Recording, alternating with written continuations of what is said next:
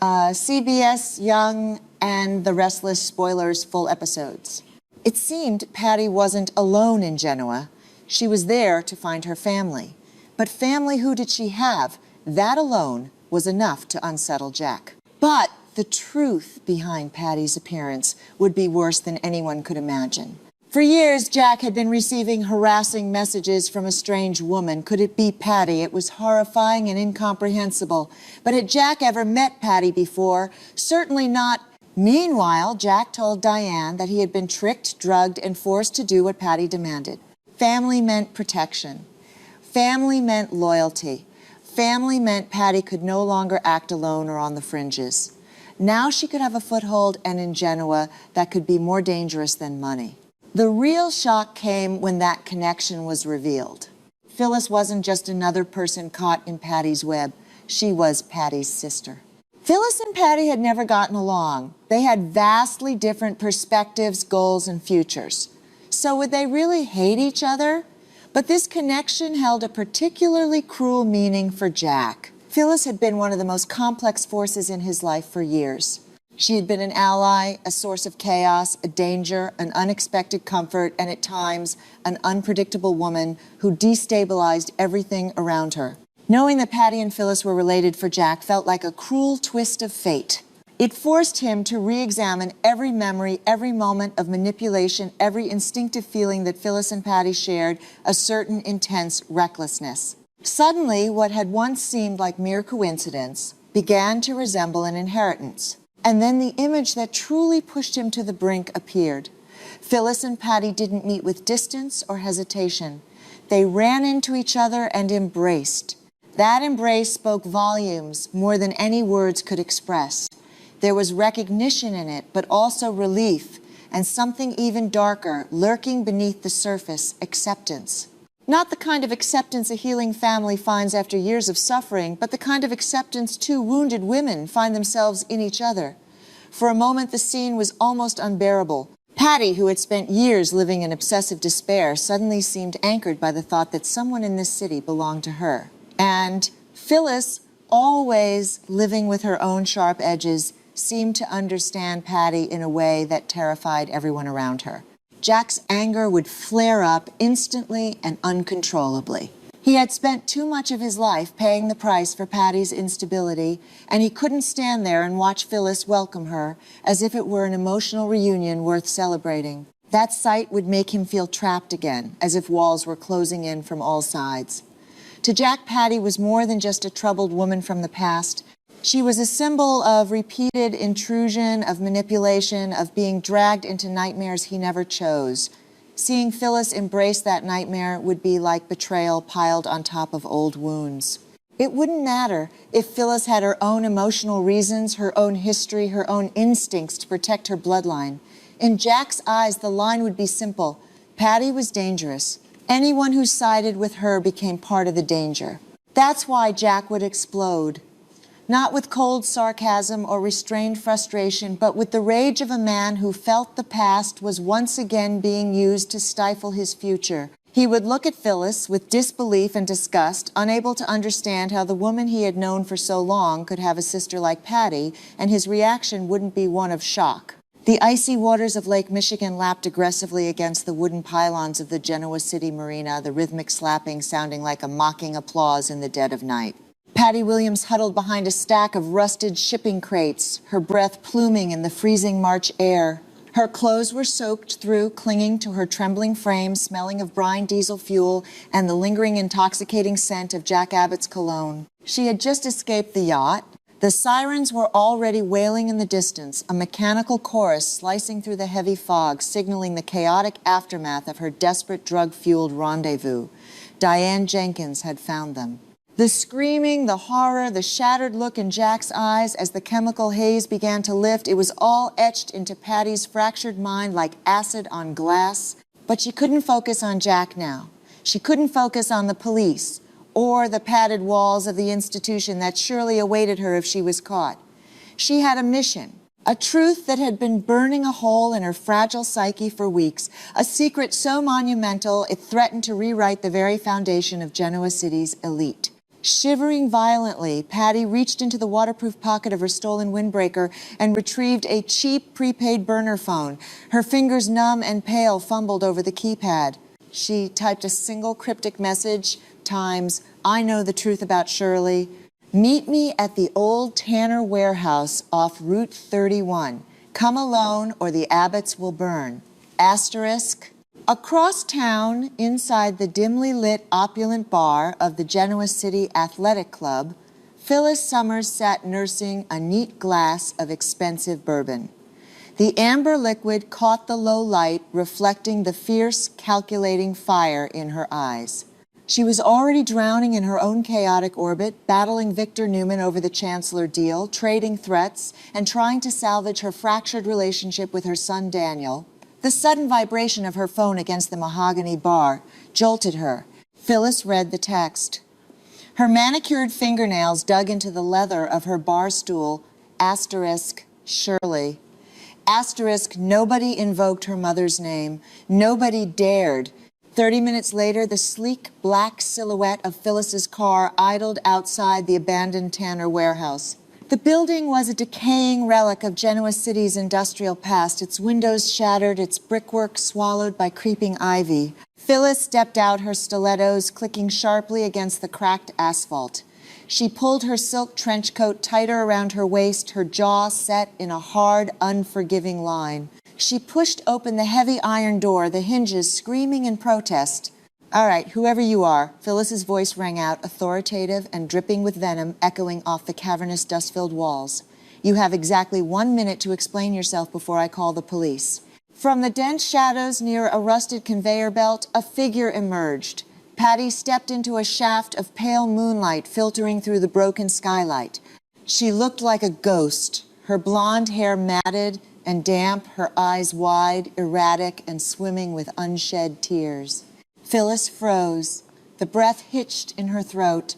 "Patty Williams," she whispered her shot quickly, curdling into outrage. "Are you out of your mind? You're the most wanted woman in Wisconsin right now. Jack is out for your blood, Diane is on the warpath, and you drag me to this rat-infested dump." "I had to see you, Phyllis," Patty stammered, her voice a hollow, trembling reed. She took a step forward, her hands raised in a placating gesture. "I didn't want to hurt Jack. I just wanted him to love me. But that's over now. Everything is over. Except for us." "Us." Phyllis let out a sharp, humorless laugh, taking a step back, as if Patty's insanity were contagious. "There is no us, you psychotic stray cat. I don't know what delusional fantasy you've cooked up in that scrambled brain of yours, but I am not playing your games. I'm calling the cops." Phyllis reached into her purse, her fingers brushing the cold metal of her smartphone. "We share the same blood," Phyllis Patty screamed, the raw, guttural sound echoing through the empty warehouse, stopping Phyllis dead in her tracks. The silence that followed was deafening, broken only by the distant, mournful blow of a foghorn out on the lake. Phyllis stared at the shivering woman before her, her sharp mind racing to process the absurdity of the statement. "You're insane," Phyllis finally hissed, her voice low and dangerous. "My mother was Shirley Summers. Your mother was Mary Williams. We are nothing alike. We have nothing in common. You need to be locked up, Patty, for your own good." "Mary wasn't my biological mother," Patty cried out, tears finally spilling over her pale cheeks, cutting tracks through the grime on her face. "Carl and Mary, they took me in. They hid the truth to protect the family's reputation. But I found out, Phyllis, I found the documents. Our family has been rooted in the dark soil of Genoa City far longer than anyone knows." Phyllis shook her head, her auburn hair catching the moonlight. "No. No, this is another one of your sick, twisted obsessions. You're trying to latch on to me because you have no one left. Paul is gone, Jack despises you, and you think you can manipulate me." "I have proof," Patty sobbed, falling to her knees on the dusty concrete. She frantically tore at the zipper of her windbreaker, pulling out a thick, water-damaged manila envelope. Her hand shook violently as she held it out, like an offering to a merciless deity. "Please, Phyllis, just look at it. I'm not lying. I'm not crazy. Not about this." Phyllis hesitated. Every survival instinct she had honed over decades of fighting her way to the top of Genoa City's social hierarchy screamed at her to turn around, walk out that door, and leave Patty Williams to her inevitable ruin. But the desperate, haunting sincerity in Patty's eyes anchored her to the floor. Slowly, cautiously, Phyllis closed the distance between them. She snatched the envelope from Patty's trembling hands. Inside, the papers were old, yellowed at the edges, and smelled of mildew and secrets. Phyllis pulled out a small leather-bound diary. The gold leaf initials on the cover read Times, S, asterisk. Phyllis's breath caught. She recognized the handwriting instantly, the sharp, slanted cursive of Shirley Summers. She flipped through the fragile pages, her eyes scanning the ink that had faded over the decades. It detailed a scandalous, desperate affair. A pregnancy hidden from the world. A baby girl born in the dead of winter handed over to the respectable Williams family to avoid a society scandal that would have ruined Shirley's life. Beneath the diary was a birth certificate. The mother's name was listed clearly Times Shirley Summers asterisk. The father's name was left blank. The child's name Times Patricia asterisk. It can't be, Phyllis whispered, the walls of her carefully constructed reality beginning to tremble. There's more, Patty whispered, rising slowly to her feet. I didn't just trust the diary. I know people think I'm crazy. I know I see things that aren't there. So I made sure, before the yacht, before I took Jack, I went to Crimson Lights. I took the coffee cup you left on the patio. I sent it to a private lab in Chicago. Phyllis reached into the envelope one last time and pulled out a crisp white sheet of paper bearing the letterhead of a clinical genetics laboratory. Her eyes darted straight to the bottom of the page, bypassing the complex scientific jargon. Asterisk, probability of half-siblings, 99.9%. Asterisk, the paper slipped from Phyllis's fingers, fluttering to the dirty floor like a dying moth. She stared at Patty, really looking at her for the first time. Beneath the dirt, the madness and the tragedy, she saw the same sharp cheekbones, the same underlying desperate hunger for love and validation that had driven Phyllis to commit her own myriad of sins over the years. They were two sides of the same cursed coin. Two women broken by a mother who had discarded them in different ways, forced to fight for survival in a town that constantly judged them. You're my sister, Phyllis breathed the words tasting foreign and heavy on her tongue. I've been so alone, Phyllis Patty wept, her shoulders shaking violently as the adrenaline of her escape finally gave way to total exhaustion. I've been so alone my entire life. Everyone leaves me. Everyone locks me away.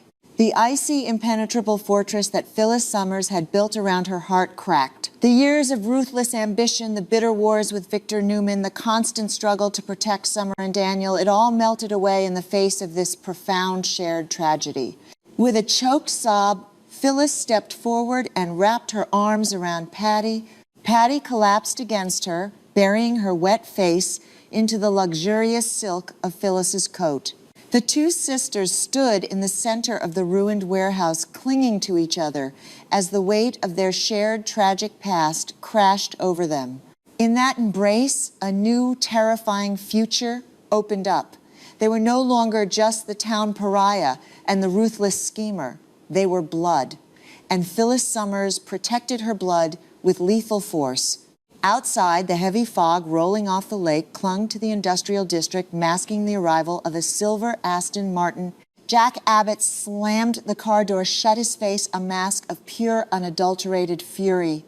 His heart was hammering against his ribs, a toxic cocktail of lingering narcotics and pure adrenaline surging through his veins. The betrayal of the night still burned his skin. Patty had drugged him. She had violated his mind and his body on that yacht, and Diane, his wife, the woman he had fought so hard to build a life with, had walked in, seen the horrific tableau, and walked out on him. His life was in tatters, and he wanted blood. He had leveraged every contact he had, threatening a dock worker who finally admitted to seeing a soaking wet blonde stumbling toward the old Tanner property. Jack had come to deliver his own brand of justice to ensure Patty Williams was locked in a padded cell for the rest of her miserable life. Jack moved silently toward the building, his expensive leather shoes crunching softly against the gravel. He approached a broken frosted glass window near the side entrance, peering through a jagged hole in the pane. What he saw stopped the breath in his lungs. He had expected to find Patty cowering in a corner, raving like a lunatic. Instead, he saw her wrapped in the protective embrace of his ex-wife. He saw Phyllis, the mother of his child, the woman who was currently holding the fate of Chancellor and Newman Enterprises in her hands, stroking Patty's damp hair, her face streaked with tears. Jack pressed his ear against the cold glass, straining to hear over the wind. "I won't let them take you," Phyllis was saying, her voice fierce and unwavering, vibrating with a maternal ferocity Jack knew all too well. "You hear me, Patty. You are my sister, my blood. I will tear this town apart before I let Jack Abbott or anyone else lock you in a cage again." "Sister!" The word hit Jack like a physical blow to the stomach. He staggered back from the window, his mind reeling, as the horrifying implications of that single word washed over him. Phyllis and Patty. Sisters! It was a nightmare scenario that defied logic, yet the evidence was right in front of his eyes. Jack's grief and humiliation instantly transmuted into a cold, calculated terror.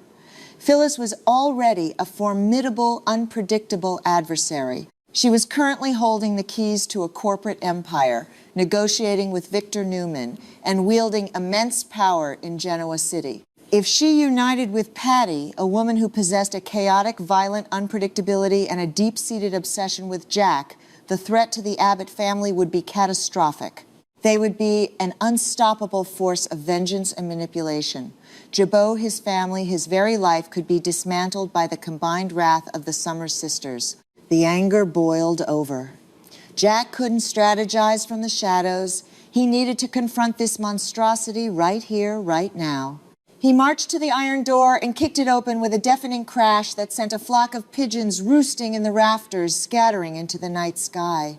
Both women jumped, breaking their embrace.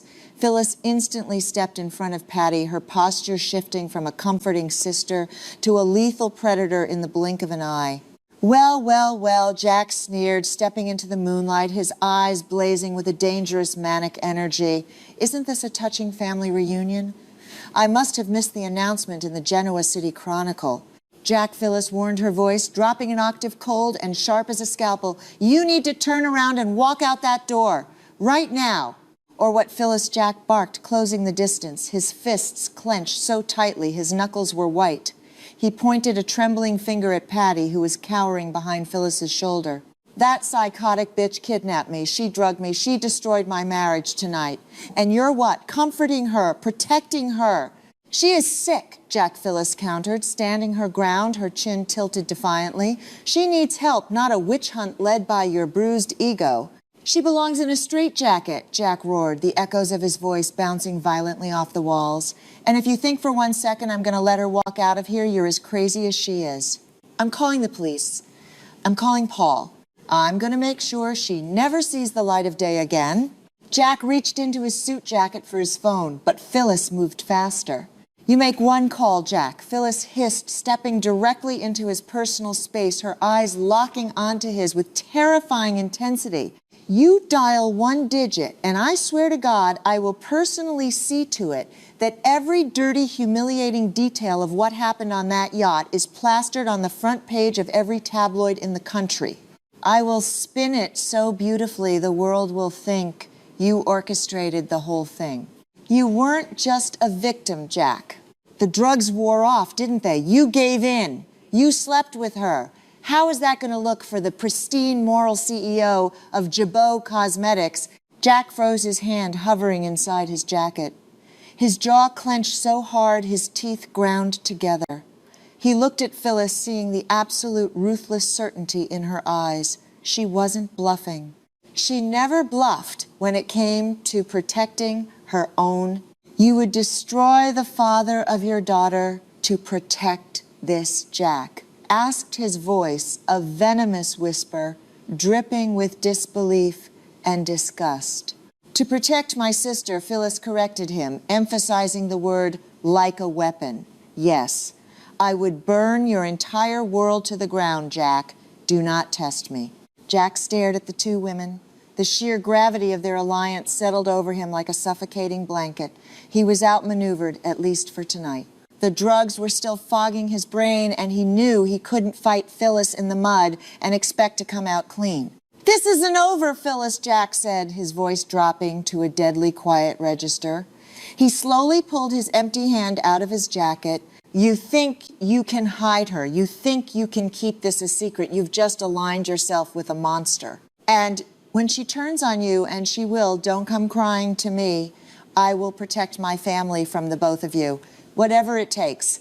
Jack cast one final loathing look at Patty, then turned on his heel. He strode out of the warehouse, the heavy iron door slamming shut behind him with a resounding boom that echoed like a judge's gavel. The silence rushed back into the room, thick and suffocating. Patty let out a long, shuddering breath and collapsed against a wooden crate. "He's going to tell everyone, Phyllis. He's going to ruin everything." Phyllis turned around, her expression hardening into a mask of pure, unyielding resolve. She walked over to Patty, kneeling down to look her sister directly in the eyes. "No, he won't," Phyllis said firmly, taking Patty's cold hands in her own. "Jack is a coward when it comes to his public image. He needs time to figure out a strategy, which means we have time. But from this moment on, Patty, you listen to me. You do exactly what I say.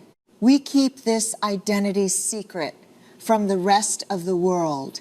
No one can know we share the same blood until we are ready to use it." Patty nodded slowly, a small, fragile smile breaking through her tears. For the first time in her chaotic, miserable life, she felt a sense of belonging. She wasn't just a discarded Williams. She was a Summers. "Just you and me," Patty whispered. "Just you and me," Phyllis vowed, her eyes flashing with a dangerous, brilliant light as she looked toward the closed door. Genoa City won't know what hit them. The pact was sealed in the shadows of the abandoned warehouse, forging a new terrifying dynasty. The Summers sisters had found each other, and Jack Abbott had just made the biggest mistake of his life by declaring war on them both. The battle lines were drawn, and the collateral damage was destined to be catastrophic. As the fog continued to roll in off the lake, swallowing the warehouse in a thick, impenetrable blanket of white, the future of Genoa City shifted on its axis, promising a storm of vengeance, secrets, and blood that would leave no family unscathed